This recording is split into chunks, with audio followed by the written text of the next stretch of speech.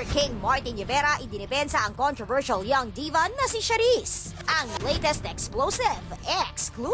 Hindi na itago na nag-iisang Concert King Martin Rivera ang kanyang tuwa at saya sa pagkilalang nakamit ng kanyang pinakamamahal na anak na si Robin Rivera. Kamakailan lamang pinarangalan si Robin ng Guillermo Mendoza's Box Office Entertainment Awards 2013 bilang Promising Male Singer-Performer. I feel great because I won that award many years ago.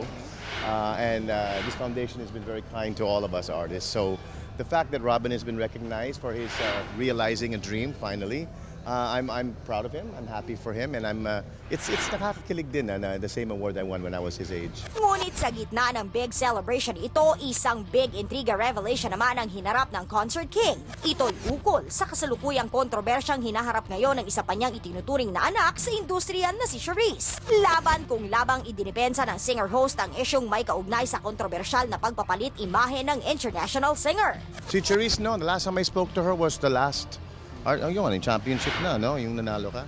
That's the last time I saw her, then that was it. Well, that's showbiz, you know. Nagpapalit-palit ang mga image natin, nagre-reinvention pa. Kahit ayaw nyo, kahit gusto nyo, yan ang choice ng mga artists. Artists are we're weird people, you know. We're very eccentric ba ang ibig sabihin.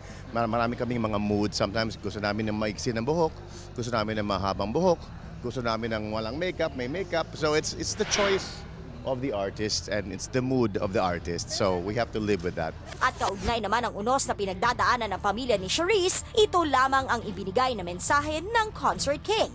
Well, like any other family that has a problem in our world of show business, we should let them, solve it themselves. The more we comment about it or bring the cameras and lights to their doorstep, mas mahihirapan sila. So let's leave them to solve their problems. Sana hindi mas grabing mangyari sa kanila.